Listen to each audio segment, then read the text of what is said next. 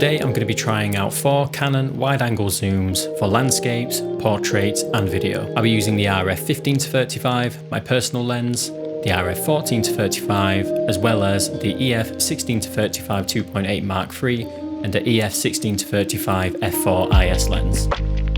There'll be downloadable RAW files of all the images in this video so you can download them and see for yourself. My aim is to find out if the newer lenses really are that much better, and if so, is it that noticeable? Let's get started with landscapes.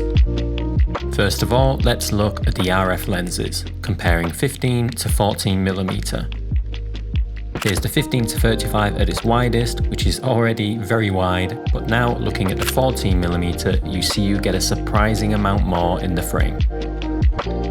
Now let's bring in the EF lenses and stop down to an aperture I would typically use for landscape, working through the widest focal lengths of each lens, showing the difference between 14, 15 and 16mm. Looking at sharpness at their widest focal lengths, at an aperture like f8 they are mostly identical in the centre. You can pixel peep yourself, but they are all close enough. Looking out at the far edges of the frame, however, the two 2.8 lenses are the most sharp and contrasty. It's a tough call between the two f4 lenses, which just lag behind slightly. Now let's move on to 24mm. On each lens, stop down to f8 again.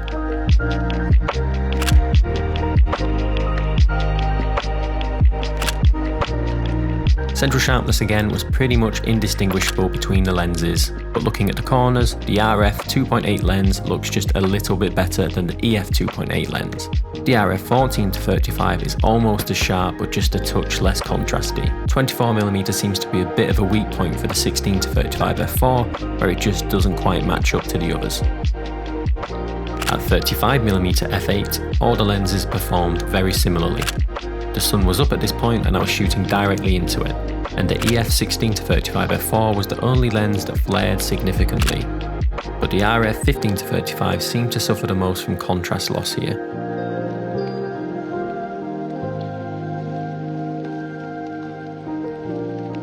I repeated these tests again, this time in one single location with each lens at their widest, 24mm and 35mm stepped down to f10. At their widest, in the centre, the two RF lenses are equally sharp and contrasty, with the EF 2.8 lens being pretty much as sharp with just a touch less micro contrast. The EF f4 lens is barely behind, mainly just lacking a bit of contrast. In the corners, it's pretty much the same story with the RF lenses being sharp and contrasty. That extra stop down to f10 maybe makes the RF 14-35 the best here. The EF 2.8 lens comes in at third, just lacking clarity and contrast. The EF f4 lens is a further step down in quality. At 24mm, in the centre again, the extra stop down seemed to have helped the RF 14-35, with it probably being the sharpest now by a small margin. Second best performers are the two 2.8 lenses and the EF f4 lens last. Now over in the corners, however, the results are a bit more obvious.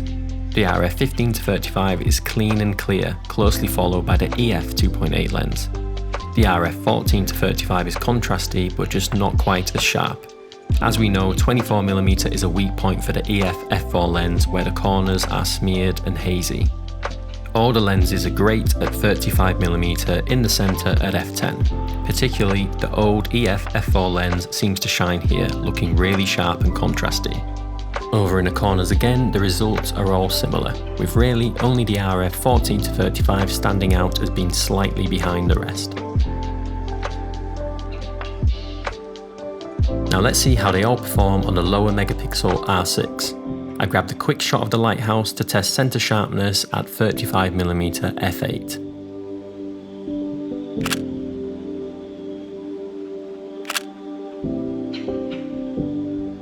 And just as we saw on the R5, 35mm is great on all 4 lenses, and I'm not sure I could pick a winner here, as any sharpness differences do seem to diminish on the R6. But let's take a closer look and repeat a similar test to earlier, looking at each focal length on the R6, this time at both f4 and f10 to see what improvements you see stopping the lenses down.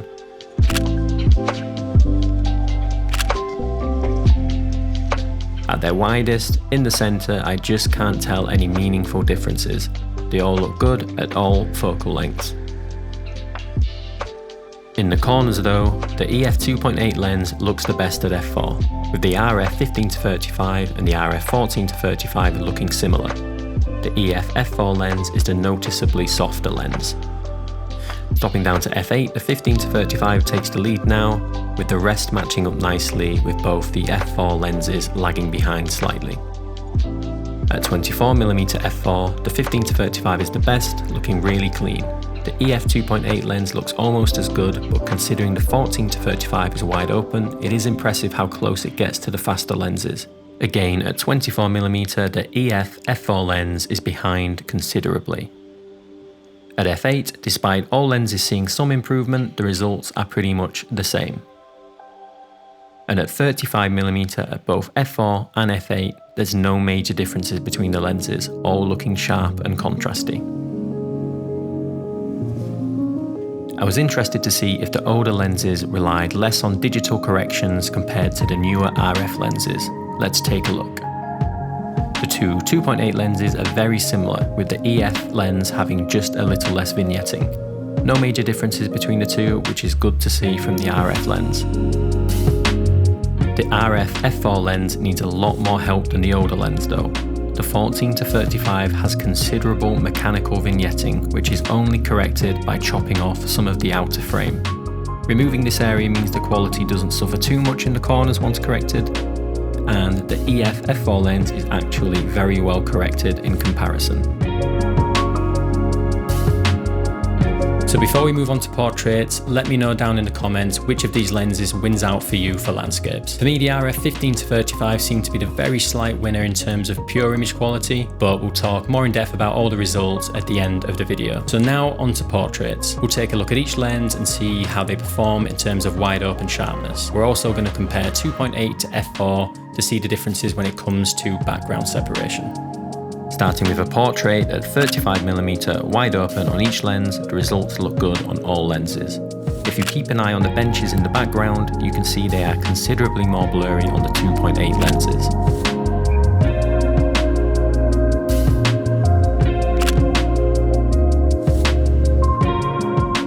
Now in terms of sharpness, the 15-35 is very sharp, wide open at 35mm.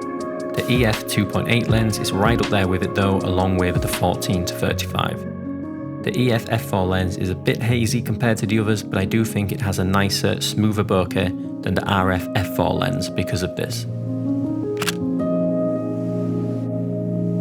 At 24mm, I would give the nod to the two RF lenses for sharpness, but that 2.8 aperture still gives a noticeably more pleasing background.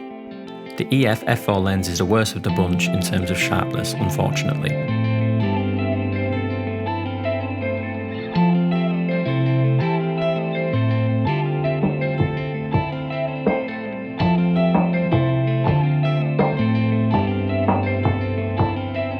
So if you're brave enough to shoot at the widest focal length for portraits, here's a look at how each performs. You can see the extra width we get with the RF lenses, which I think is probably unnecessary for portraits.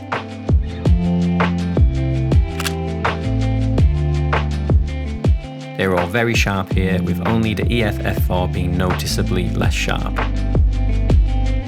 Now let's take a look at each lens for video on the R5. Each of these clips are shot initially at 35mm before we zoom out and track Rachel at 24mm. The lens IS shows its worth on the 15-35 compared to the EF 2.8 lens being a little smoother when walking and ironing out some of those IBIS overcorrections.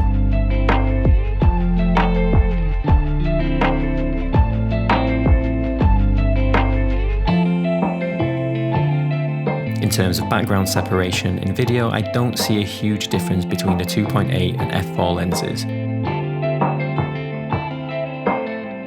All the lenses look great, with the EF f4 lens looking very nice and organic too. The IS on the old lens works excellently and it focuses flawlessly.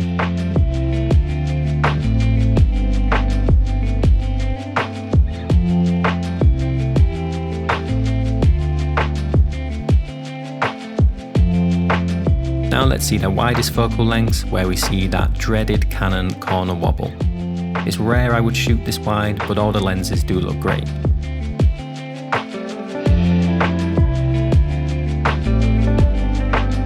The EF lenses seem to show less of that corner wobble, perhaps simply because they aren't as wide, I'm not sure.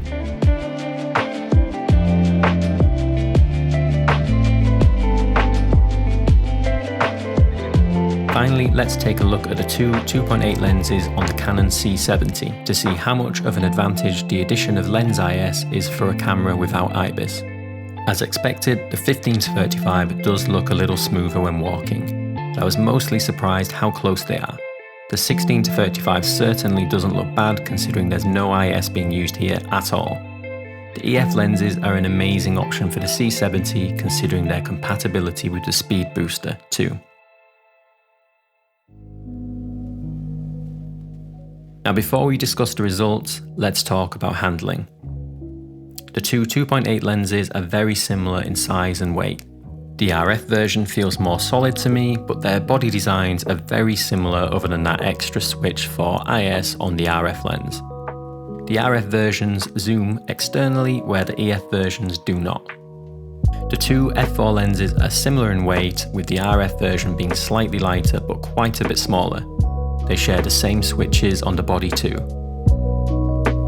But it's important to remember that if you're going to be using the EF lenses on an RF system, you need the adapter. Taking this into account, this increases the size of the EF lenses quite a bit. Suddenly, the RF lenses are quite a bit more compact. One difference in design is the older EF lenses still have that physical distance marker, where the newer lenses do not. Comparing the two RF lenses, I love the smaller, lighter design of the 14-35. Looking at each lens on the R5, you can see just how compact and light of a setup the 14-35 gives you, and how much length the adapter adds to the EF lenses in practice. And because of this, the RF lenses are going to fit easier into smaller backpacks.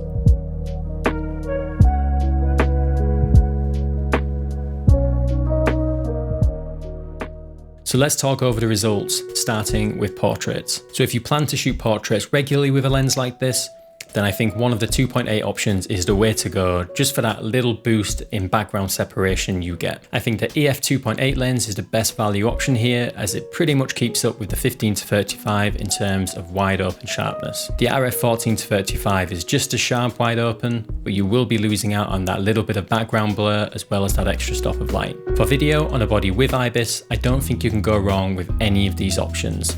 They all performed and focused excellently, and I saw no major difference between 2.8 and f4 when it came to video at least. On these wider focal lengths, it just didn't seem to make that much of a difference. If you're using an R5C or the C70, then either of the RF lenses will be excellent options thanks to that additional lens IS. The 16-35 f4 is a great buy for the C70, thanks to it having that lens IS built in.